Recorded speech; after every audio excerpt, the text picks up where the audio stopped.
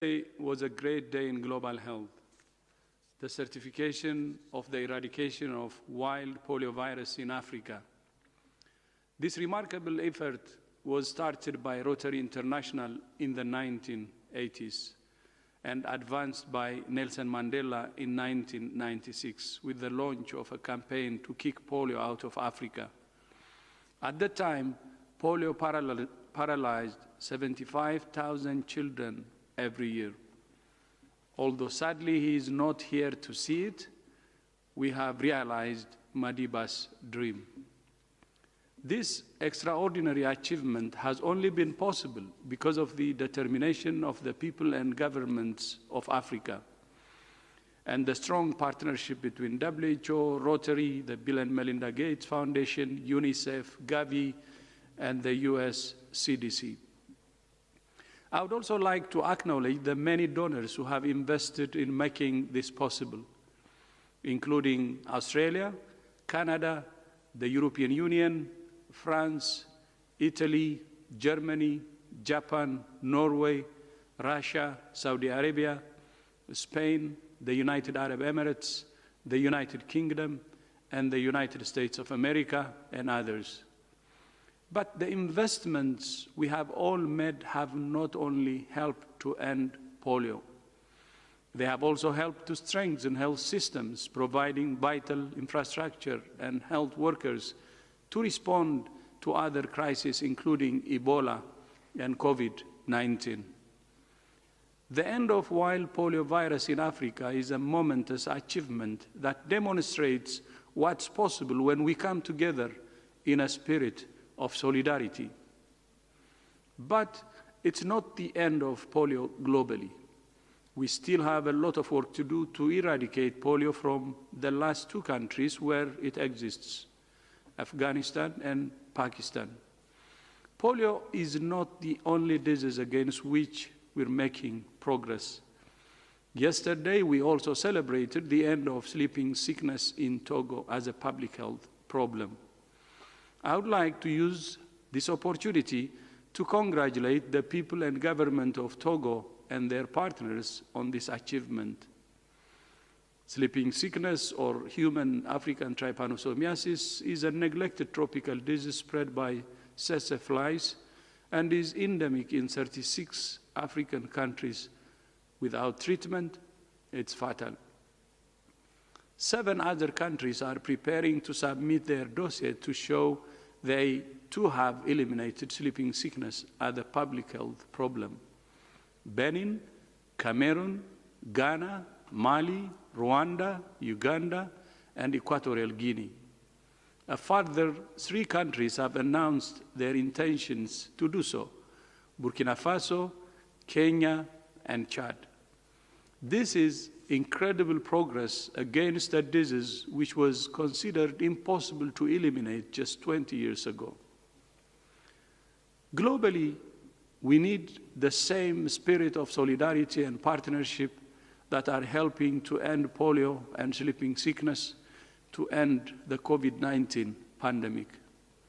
As societies open up, many are starting to see a resurgence of transmission. Much of this resurgence is occurring in clusters of cases related to gatherings of people, including at stadiums, nightclubs, places of worship, and crowds. These types of gatherings can be amplifying events that can be the spark that creates a much larger fire. Every country and community must make its own decisions about how to host these events safely, based on their own level of risk. In some circumstances, closures or suspending events may be necessary for a short time. In others, there are creative ways events can be held safely to minimize risk. The Hajj pilgrimage, for example, went ahead with limited numbers of people who were physically distanced. Some sporting events are experimenting with reintroducing limited numbers of spectators. In the weeks and months ahead, events, festivals, and celebrations of all kinds will take place. There are ways these events can be held safely with a risk-based approach that takes the measures necessary to keep people safe. These measures should be communicated clearly and regularly. We humans are social beings. It's natural and normal that we want to come together for all sorts of reasons. There are many ways we can be physically apart but remain socially connected. For many people, the lack of social interaction caused by the pandemic has had a profound effect on their mental health. COVID-19 has impacted the mental health of millions of people in terms of the anxiety and fear it has caused and disruption to mental health services. People in long-term facilities such as care homes and psychiatric institutions are at increased risk of infection. Mental health professionals have themselves been infected with the virus, and some mental health facilities have been closed to convert them into treatment facilities for people with COVID-19. Mental health was already a neglected health issue globally. Close to 1 billion people are living with a mental disorder. 3 million people die every year from the harmful use of alcohol. And 1 person dies every 40 seconds by suicide. Yet, relatively few people have access to quality mental health services. In low and middle-income countries, more than 75% of people with mental, neurological, and substance use disorders receive no treatment for their condition at all. Stigma, discrimination, punitive legislation, and human rights abuses are still widespread. For this year's World Mental Health Day, WHO, together with our partner organizations, United for Global Mental Health and the World Federation for Mental Health, is calling for a massive scale-up in investments in mental health. On World Mental Health Day, the 10th of October, WHO will for the first time host a global online advocacy event on mental health. During this event, the big event for mental health, I will be joined by experts and household names from the worlds of music and sport to talk about what we can all do to improve our mental health. And you will hear their stories. Each and every individual has a story to tell about mental health. I will also be joined by world leaders who will explain why they are investing in improving the mental health of the people they serve.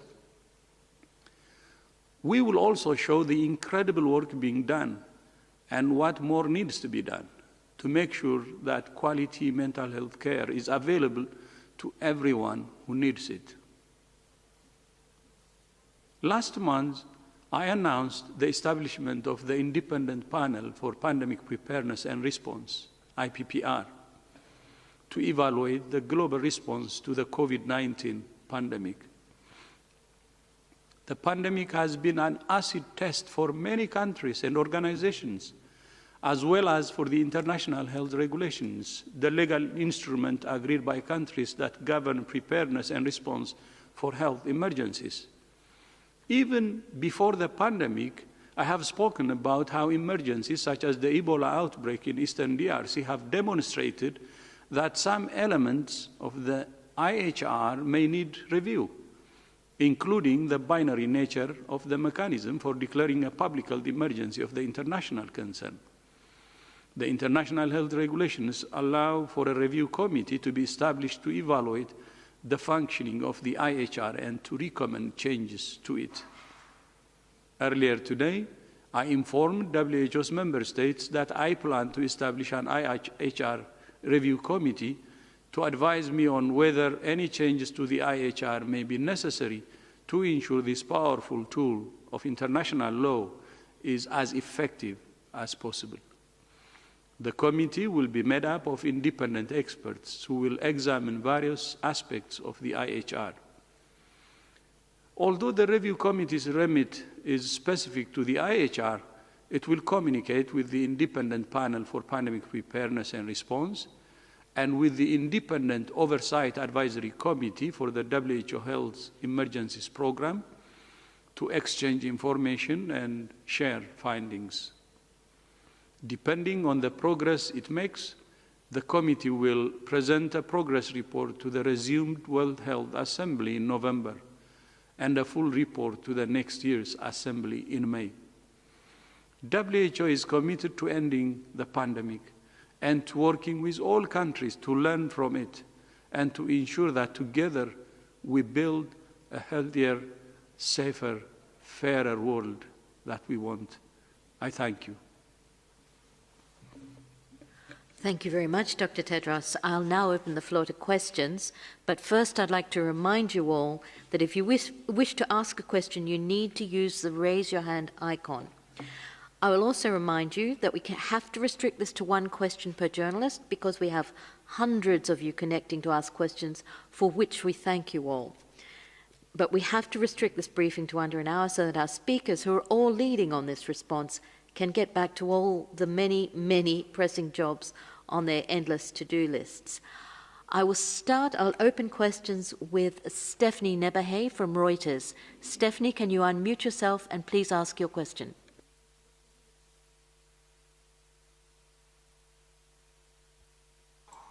Yes, thanks for taking our question, please. From Reuters, Stephanie Nebahay.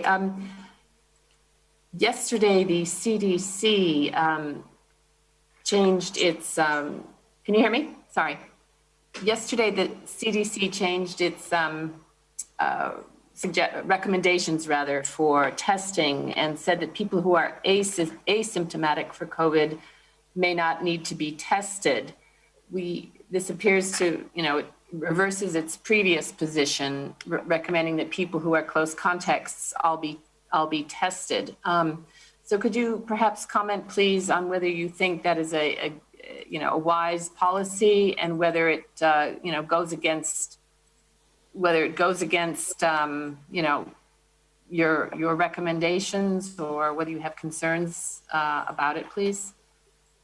Or is the U.S. out of step? Thank you.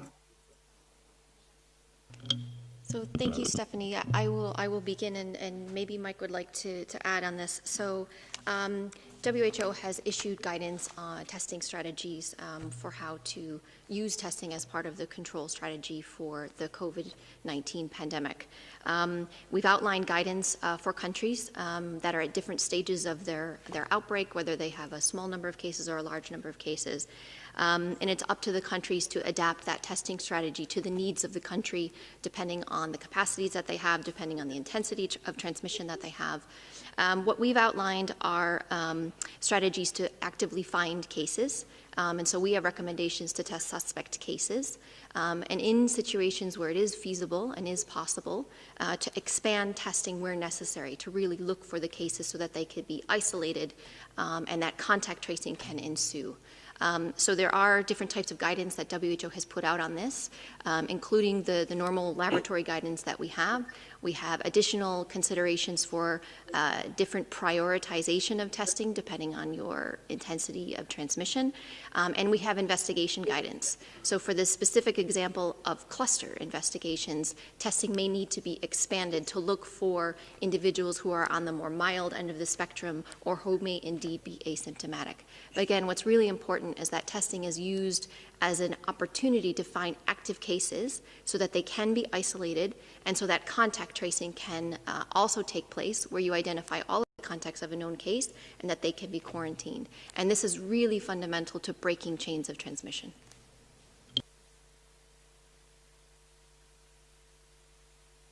To add, Mike, can you go ahead?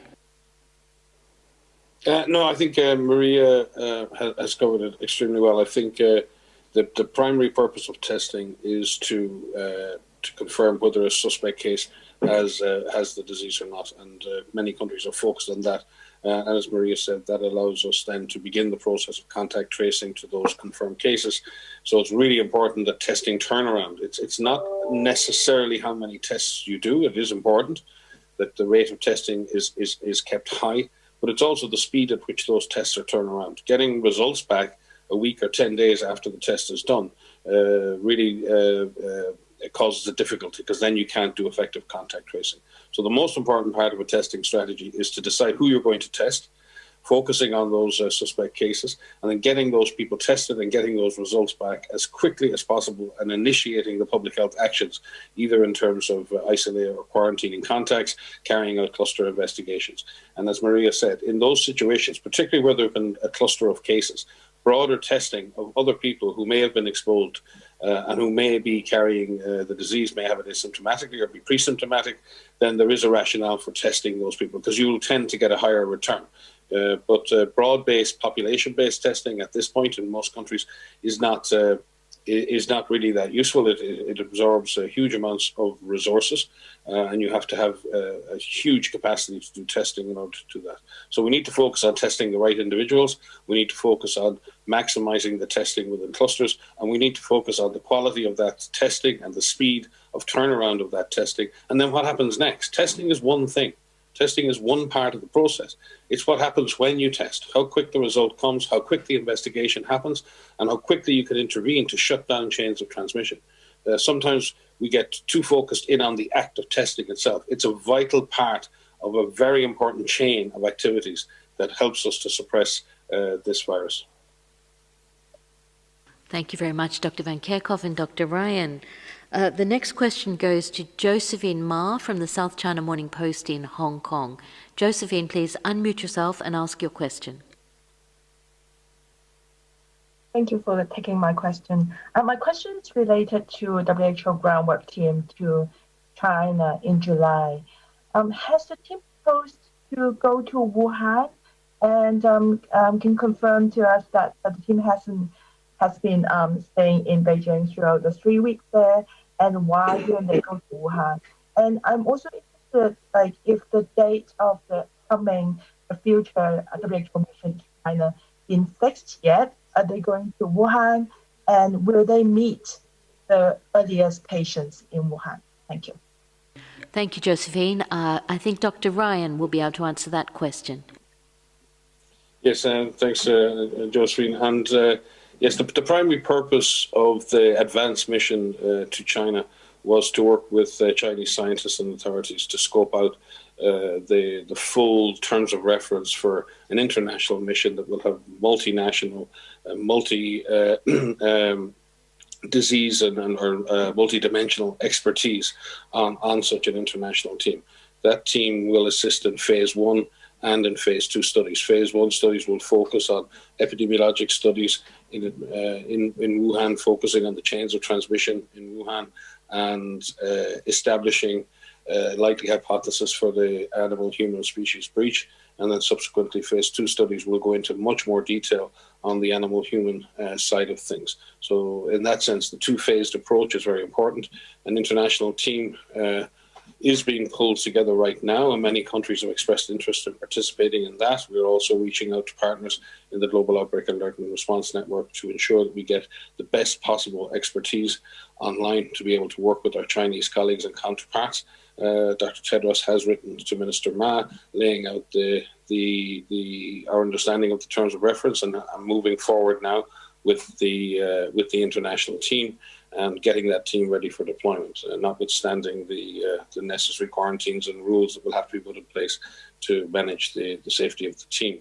With regard to the advanced team, there was the plan of having the team on the ground was to have the team in Beijing in order to work with the authorities there. They had to spend 2 weeks in quarantine just outside Beijing, and then had worked remotely with colleagues there, and then had a week in Beijing working closely with colleagues across the spectrum, from Ministry of Health, from Ministry of Science, Technology, and other colleagues at China CDC, in order to work out exactly what the scientific objectives would be for the international mission. And that mission, the advanced mission, was completed as specified. And we look forward to having a team on the ground. And yes, it is our expectation that an international team will visit Wuhan and will engage in supporting and collaborating with our Chinese colleagues on the necessary studies to understand the origins of this virus. Thank you very much, Dr. Ryan. The next question goes to Laurent from Swiss News. Laurent, please unmute yourself and ask your question. Can you hear me? Very well. Please go ahead.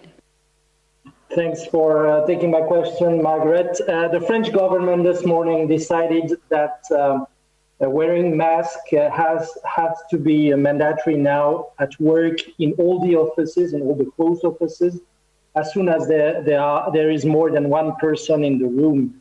So I was wondering, is that something that you would consider recommending for all the countries that are observing, again, a fast increase right now? Thank you. Thank you. Dr. Van Kerkhove will answer the question. So thanks very much. Yes, we are aware of the new requirements in France. And so I think what you're seeing is an example of countries that are looking at the situation in their country. They're looking at what's happening in terms of transmission, in terms of increasing case numbers and where those are happening. And they're implementing measures, again, where and when needed.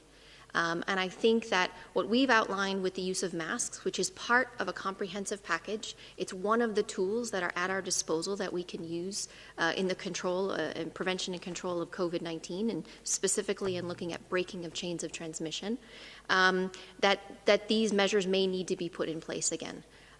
So with the use of masks, the recommendation, is to ensure that you use masks when you can't do physical distancing, because I think one of the things I really want to highlight here, and what I'm becoming a little bit concerned about, is where I'm seeing the use of masks, we're seeing that people aren't really adhering to the physical distancing anymore. Even if you're wearing masks, you still need to try to do the physical distancing of at least 1 meter, and even further if you can. So it's not just masks alone. It's not just physical distancing alone. You've heard the DG say this many, many times. It's not just hand cleaning alone. Do it all. But again, I think we need to be supportive. We are supportive of governments in the use of the different interventions that need to be done. We are very hopeful that these are targeted, these are time-bound, and these are really specific to where they are needed. Thank you, Dr. Van Kerkhove. And can I supplement there, Margaret? Because I think another point that Dr. Tedros made in his speech is that we also need to be cognizant of communicating to people changes in the process. There will be, and there have been, changes in national policy. And as countries regionalise their response down to provincial or state or county level, then you may find that there are different measures in place in different parts of the country. That doesn't represent a failure. That represents governments coming to grips with how different the epidemiology is from one area to the other, and trying to match the measures to the local transmission, and therefore doing the least disruption to normal life that they possibly can. And that may mean that you have one measure in one area and 5 kilometres up the road, different measures in place. And that can appear confusing. And if governments change their policies too often and don't communicate them, then there can be confusion on the ground.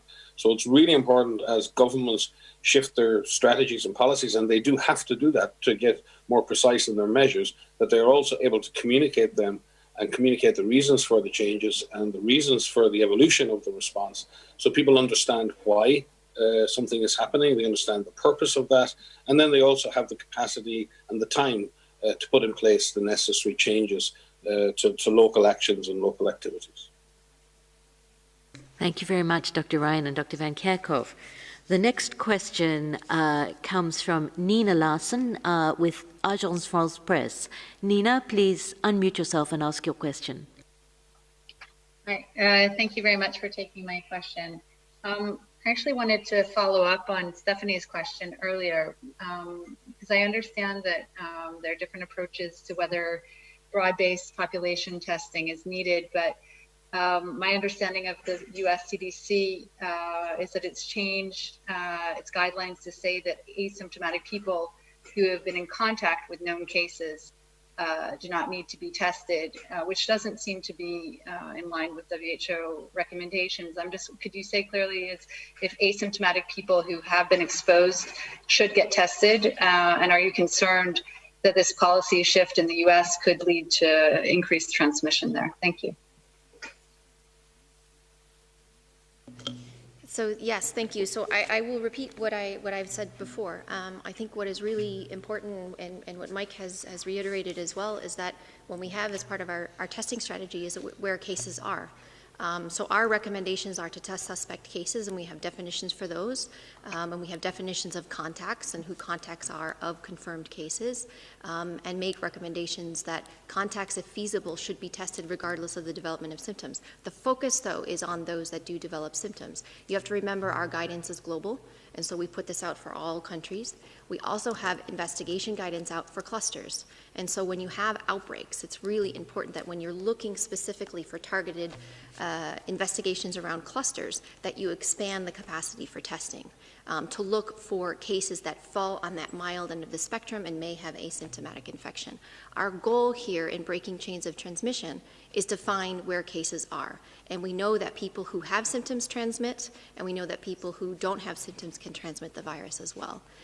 So it is important that we find all cases, and that the actions that we take in finding those cases through contact tracing, we ensure that the contacts of those known cases are in quarantine. This is how we break chains of transmission. These are really critical aspects of bringing outbreaks under control. And I think that it is important that as testing, that is part of that strategy, in addition to all of the other measures that need to be put in place, that in situations where it is feasible to be able to expand testing, that is done. But as Mike has also pointed out, it's not just the testing itself, it's getting an answer back quickly, making sure that you have a rapid turnaround to when an individual gets a test, if they know if they have that virus or not. And Dr. Aylward has something to add. I think sometimes when we're struggling to communicate a concept, that perhaps an example might help. And I remember this famous story from the U.S. There was this wonderful. There was this famous bank robber who finally got caught. A guy called Willie Sutton, and when he got caught, they asked him, "Well, why do you rob banks?" And he looked at them a little befuddled, and he said, "Well, because that's where the money is." And when we look at our testing strategies, exactly as Maria is laying out, we really want to prioritize. We're looking for the virus, right? So you're looking for those people with symptoms, cases, and you're looking to obviously test those. And then your next line, obviously, their closest contacts, et cetera, as you move out. But that's a strategy that's going to help you find your find your virus and be able to stop those chains of transmission. And the other thing, to the point that Maria was highlighting, is that there may be asymptomatic infections out there, but there aren't asymptomatic transmission chains. So if you really know your case and you are really following your contacts, you're going to find those chains of transmission. And that's what this game is all about, finding those chains of transmission, cutting those chains of transmission. So finding those symptomatic, getting them tested, their closest contacts, the contacts of those, that's how you're going to find this virus and stop it. Thank you, Dr. Aylward and Dr. Van Kerkhoff. For the next question, we will go to India, to Mehab from Punakar News. Mehab, please unmute yourself and ask your question. Thank you so much for taking my question. My question is herd immunity only the perfect solution to end coronavirus pandemic, especially in a country like India? Just repeat your question. I think you said, is herd immunity yes, that's what I said. An important component of the pandemic? Okay. Or yes, I'll repeat my question. My question is herd immunity only the perfect solution to end coronavirus pandemic, especially in a country like India? Thank you. I know Soumya is online as well, so she may want to add to this. So yes, normally when we talk about herd immunity, we talk about how much of the population needs to be vaccinated, to have immunity to the virus, to the pathogen, so that transmission can no longer take place, or it's very difficult for a virus or a pathogen to transmit between people. So that's the concept of that. One of the things, if we think about herd immunity in a natural sense of just letting a virus run, it's very dangerous because you would need a lot of people to be infected. And there are estimates of what percentage of the population needs to be infected. But that means that many people are infected, many people will need hospitalizations, and many people will die. So what we're working towards in the vaccine, and there's colleagues here who can supplement this, is that to have a safe and effective vaccine that could provide protection to a large proportion of the population so the virus doesn't have an opportunity to transmit. But trying to reach herd immunity naturally would be very dangerous because a lot of people would die. I'm just looking in the room to see if anybody else would like to contribute. And Sumia. Sumia, would you online? Would you like to add something to that? I think Maria's exactly explained, why it's important to think about population immunity with respect to a vaccine, because there really hasn't been any infectious disease that has been controlled just by allowing natural immunity to happen. So apart from the fact that it would take a very long time, because we've seen from all the sero surveys around the world that on average, 5 to 10% of people have antibodies, which means that they've exposed to the virus and they've recovered from it. In some cities, it has been found to be higher, but on the average, majority of the world's population currently is still susceptible to this virus, which means that the infection can go on and on and on in waves. And so the best way to achieve that kind of population immunity would be through a vaccine. And Maria also mentioned that what percentage of the population would need to have protective immunity is something that we are still trying to understand. But in general, the more transmissible the virus, the higher the proportion of people that would need to be immune. So if you take a virus like the measles virus, where one person can transmit to 15 to 20 people, you need 95% of that population to have protective immunity through a vaccine in general. In the case of SARS-CoV-2, we know that one person, infected person, could potentially transmit to 2 to 3, or could be even more people given the setting. If it's a crowded setting, it could be one person transmitting to more than 3 or 4 people.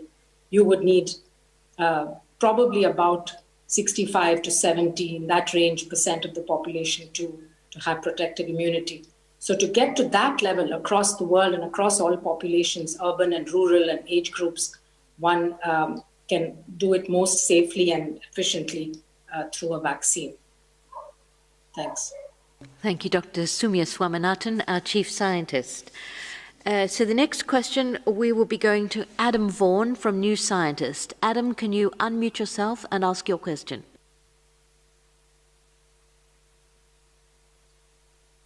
Hi, thanks for giving me the chance to ask a question.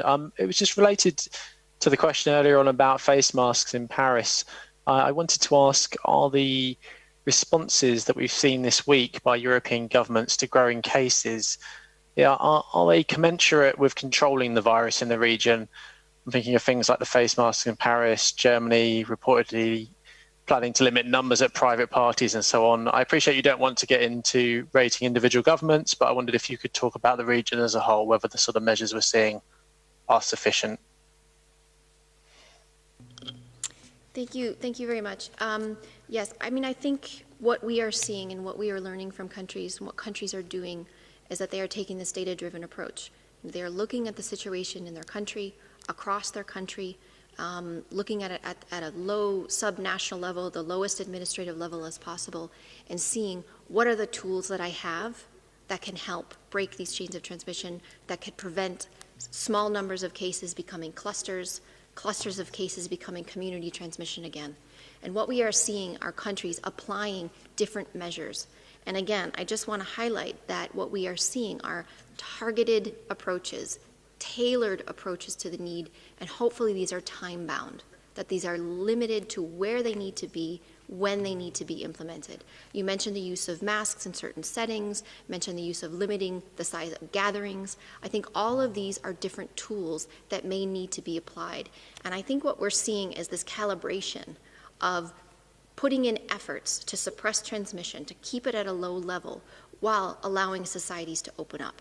I mean, this is one of the critical things that we are all trying to figure out now. How do we use the tools that we have now to keep transmission low while getting people back to this quote-unquote new normal and what this looks like? How do we open up our society safely?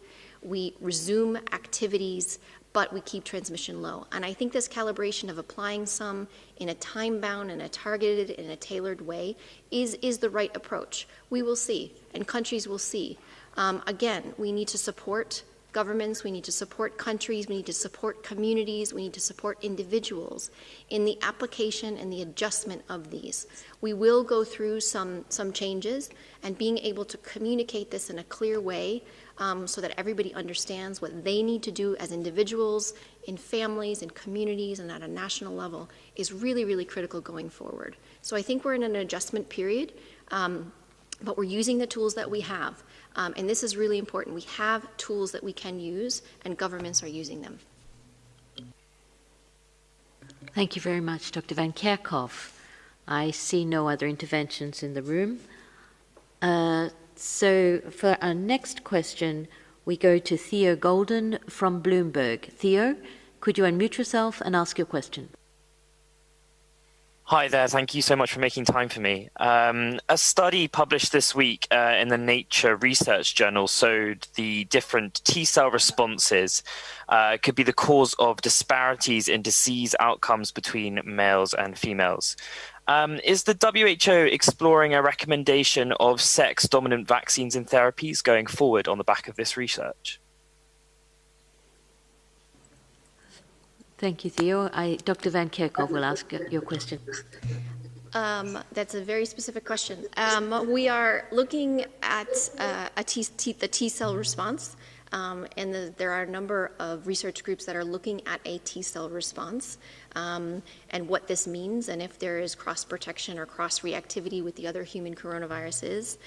We are also looking at the different risk factors that put an individual at a higher risk of either infection or at developing disease. With that information together, that's how we develop policies. That's how we develop guidance going forward. And so it's trying to pull all of that together. And it comes from studies, individual studies that come out in the context of everything else that is becoming available. And when there are still unknowns, we commission research, we ask for more research to be done. So I think I will leave it there. Thank you, Dr. Van Kerkhove. I think Dr. Soumya might have something to add. Yeah, just to add to that in terms of vaccine policy, I think this is a very interesting question. And as the phase 3 trial results come in, it would be obviously important to analyze the data, disaggregated by age, by sex, and by some of the other comorbidities that impact on outcomes, including on mortality. We do expect some vaccines will perform better in older people compared to younger people. There are some vaccines which will have a better safety profile and can be used in women of reproductive age or women who are pregnant. And then some may be more suitable for children. So there would be those differences which would be important to study. And I think as we get data from the phase 3 clinical trials, the SAGE, which is the advisory group on vaccines, will look at those and make specific policy recommendations for each candidate based on those characteristics. Thank you very much, Dr. Soumya Swaminathan and Dr. Van Kerkhove. Now we've got somebody who's waiting up very late, Latika Burke in Sydney from the Sydney Morning Herald, Australia. Latika, please unmute yourself and go ahead with your question. Thank you very much. I'm not staying up too late. I'm based in London. Thanks for your question. I want to go back to the earlier question regarding access to Wuhan. And Dr. Tedros, if you wouldn't mind answering this, please. Is it your intention to go to the Institute of Virology? There have been criticisms in the Financial Times article today from Australian MPs saying that your conduct to date regarding this investigation in the phase 1, and I take into account what Dr. Ryan said, is about not wishing to offend China. So what assurances can you give those who are pushing for this inquiry that it will be conducted in line with the intention of those who wanted it? We'll start with the answer. We'll start with Dr. Mike Ryan on this one. Oh no, Dr. Tedros is going to. Sorry, he's up first. It's okay. Thank you for that question. I thought it was fully answered. The two colleagues who traveled to China, the purpose of their visit was to prepare the conditions for the expert group that will travel to do the study. So the two colleagues who traveled from Geneva to China, they didn't have a plan even to study, to start the study, but rather to develop the terms of reference and to prepare the conditions so that the international group can have its terms of reference and other things it needs to start the study. So I don't know where that information you said came from, but it was not their intention to start the study, and they had no plan to travel to Wuhan. Meaning, basically, when the travel to Wuhan is required is when the study starts based on the terms of reference. And during that time, when the international group the international experts are put together, then of course, naturally, they will travel to Wuhan to start the study. Because it's the basics of inquiries like this to start the study from where the first report came. And the first report of the virus came from Wuhan. So the group, when it starts to study, the international group, it goes to Wuhan and it starts its studies from there. So that's how it will happen. So Mike said about the two phases. So the trip of the two colleagues was to prepare for the two phases. So officially, the study will be started by the international expert group, actually, of course, helping Chinese counterparts.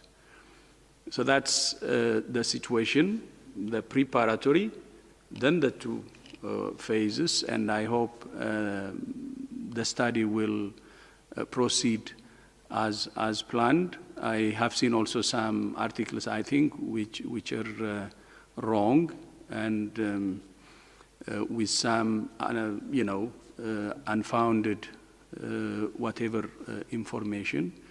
But this is the whole story around the assessment or the study in the origin of the virus. Thank you.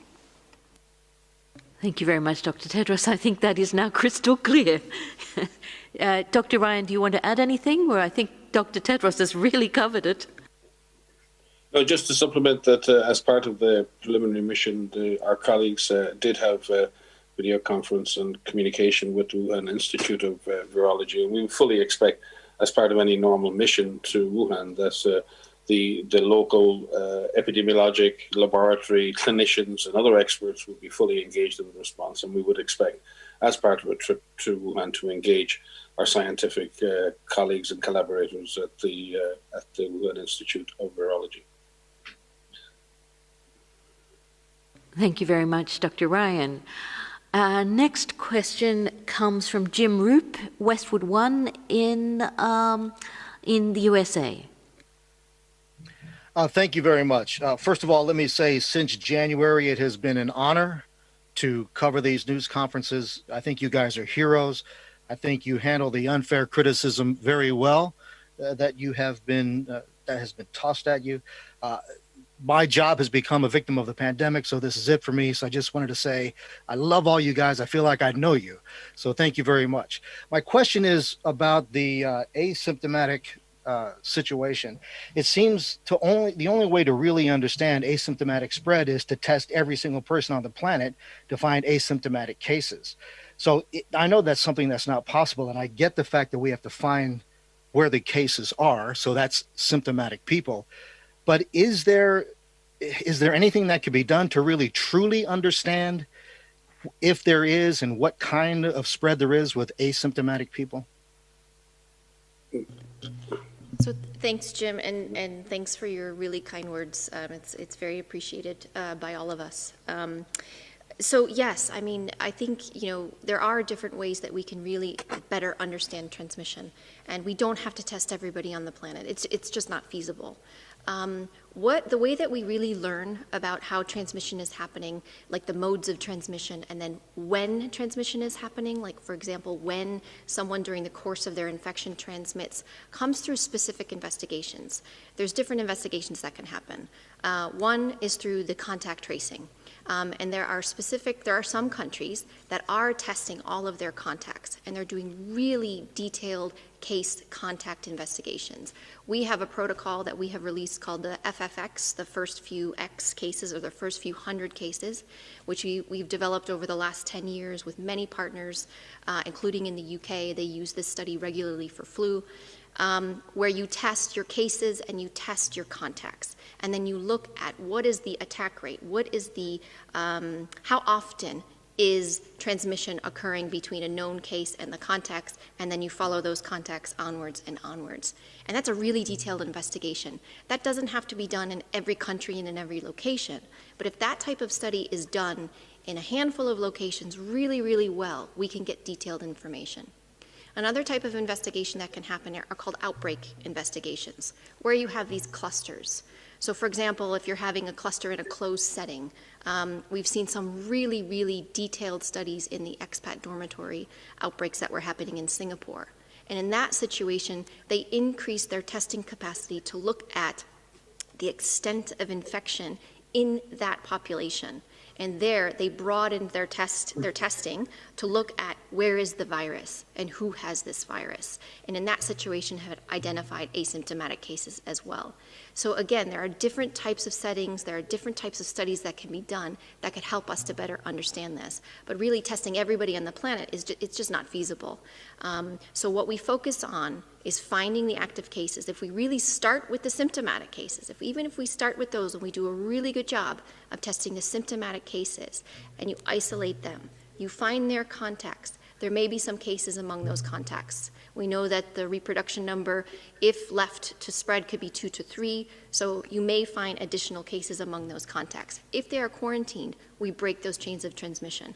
Then you can follow. So I think there are lots of different ways that we can get this information through specific studies, but just to reiterate, they don't have to be done in all countries all over the place. If they're done really well in a handful of locations, we can get detailed information about how many asymptomatic infections there may be, and then we can make some estimates, and then we can look at transmission from asymptomatic individuals, from pre-symptomatic individuals, and from symptomatic individuals. And in fact, those studies are being published now. So there are really good studies that are coming out looking at addressing this. Thanks, Maria. I think Dr. Ryan has something to add here. Just to support what Maria said, I mean, the primary function is to test symptomatic cases, but the tactical use of PCR-based testing to expand investigation around a case and to test contacts of a case can be used to try and shut down transmission. And if you have relatively low-level transmission in a country and you have hotspots, then you can deploy your testing tactically in order to support a more intensive testing regime in a particular area for a particular purpose. But that testing has a purpose. The purpose is to shut down a known cluster, a known chain of transmission or chains of transmission in a given area. Broad-based, population-based testing, just on, like a screening testing for everybody, is, number one, very difficult to achieve. Number two, will absorb huge amounts of resources. But it's not impossible. But in the current context of the availability of testing, if we can't test enough people now who are symptomatic and we can't get those results back within a day and we can't investigate those clusters, then the value of doing that type of testing, which might be totally inefficient, is problematic. However, there are newer tests coming online, and certainly some of the newer antigen-based tests, these more rapid tests that can be done at home, and Bruce may speak to this. We're working through our lab networks and working with the ACT Accelerator and the diagnostic consortium in the accelerator with the Group FIND and with the Global Fund, looking and evaluating antigen-based tests, which are much more easy to administer, can be done at home. And in a situation like that, if we can get to having cheap, widely available, validated, reliable testing, then we could introduce broader-based testing as part of our tactical strategic response. We're not there yet, but Bruce may want to comment on how soon we may get there. But none of this comes cheaply, and all of this testing costs. And many countries simply do not have the resources to expand their testing to everybody in the population. Bruce, you may have a follow-up on that. Dr. Aylward does have a follow-up. Well, I do now. Thanks, Mike. I think the worst thing that could come out of a conversation like this is a headline that says, global testing not feasible, because that's not what we're saying. What we're saying is global testing is not the efficient way to tackle this disease. And we want to be efficient and go after the virus, as we've said repeatedly, and Mike and Maria have laid out so clearly. And also, remember, broad-based testing, if you know your cases and you've got a quarantine and a tracing system in place, it's unnecessary as well. There are other ways to chase and find who is infected with this. And finally, it can be problematic because for the reasons I think Maria mentioned earlier, people have a sense that, okay, great, I'm not infected, when in fact you're incubating the virus as well, right? It gives you a picture at a point in time. So we've got to, again, we've got to be smarter than the virus and use all that we know about it to trace, track, and then break those chains of transmission. And to Mike's point, we've relied on PCR, and you've heard all the problems that we've had. It's hard to scale sometimes, especially when you have really intense transmission in an area. So one of the things that, one of the big thrusts of the ACT Accelerator has been to try and evaluate all those tests that are coming out. And there's some great work being done by groups like FIND, the Foundation for Innovative New Diagnostics. And what they're trying to do is evaluate every one of these in different settings to try and identify among this huge number where are the real gems that are going to give us the kind of breakthroughs we want in this rapid testing. And the last couple of weeks, and you may have seen some announcements in the news over the last couple of days, it looks like, from our side, there may be some tests now that are hitting the level of sensitivity and specificity that you can get much more rapid testing. We hope to get those more operational testing of those, and certainly later this year, beginning of next year, to really get a big shift in how we can expand testing and make it more rapidly available. It'll take a couple of months to get there, but the real trick was breaking some of the technical challenges to the rapid diagnostics, and that's looking better.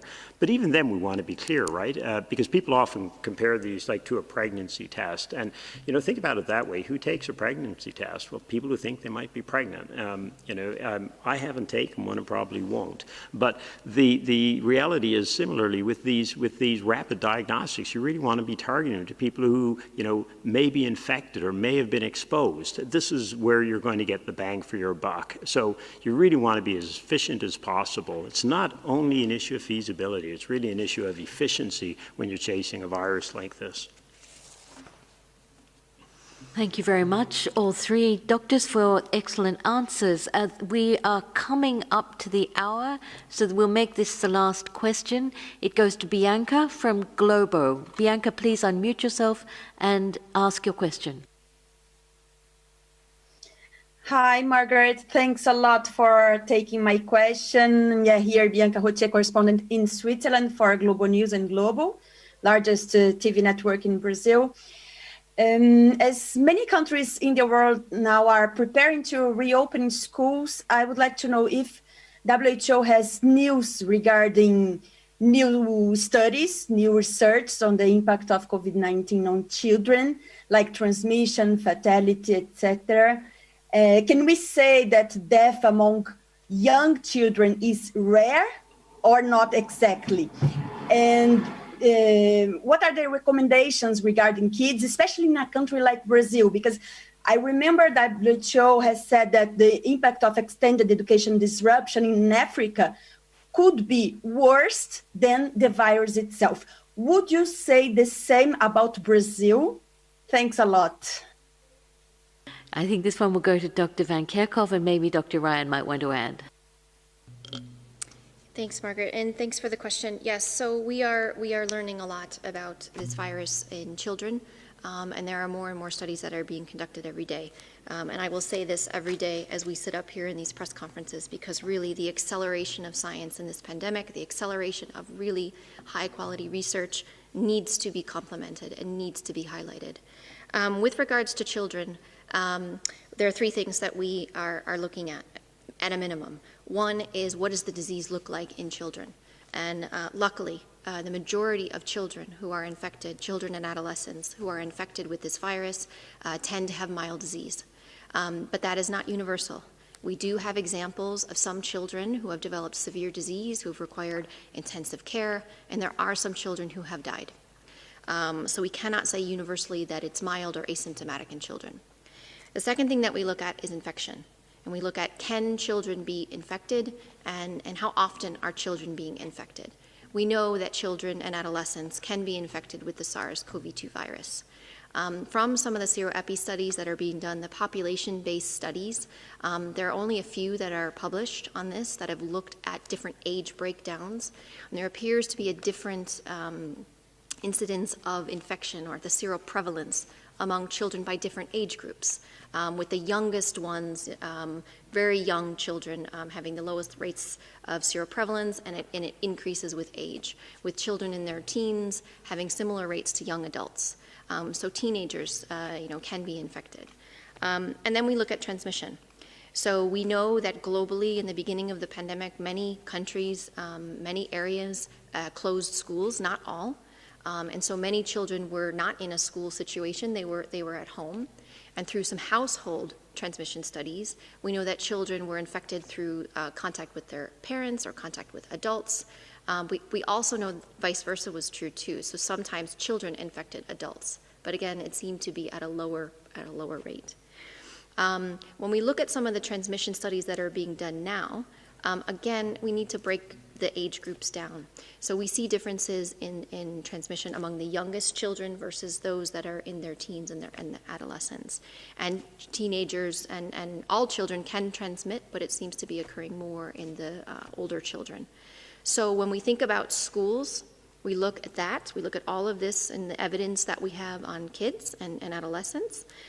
We look at how the schools operate and where the schools are, because as we've said repeatedly, schools do not operate in isolation.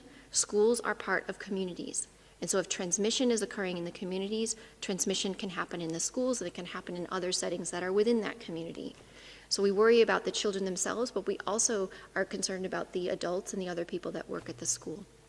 So the considerations that we have outlined, and we've done this together with UNICEF and with other partners, and we have formed a technical advisory group, which is made up of experts who are advising us on educational institutions globally, because also remember that not all schools and educational institutions look the same.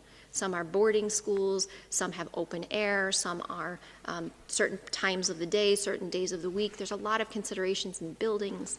So we've outlined considerations of how schools can be open safely in terms of looking at the different types of public health measures that can be in school, with physical distancing, with hand cleansing stations, with ensuring the use of masks where appropriate, and looking at ventilation, looking at disinfection in the school, making sure that the schools have plans in place. So what is the plan if you were to detect a suspect case? What is the plan if you are to test that individual and find a case and carry out contact tracing and the necessary next steps? And then also making sure we look at the communication plan. So talking with the children, listening to the children, talking to parents, listening to the parents, talking to the staff, listening to the staff. Again, these are complex questions. These are decisions that need to be made at the most local level because it depends on the context that's happening in the communities. But everybody recognizes the importance of schools, not only for education, but for safety, but for security, but for food in some situations. Thank you very much, Dr. Van Kerkhove. Dr. Ryan, would you like to add anything? No. Yes? No, I think Maria did a great job there.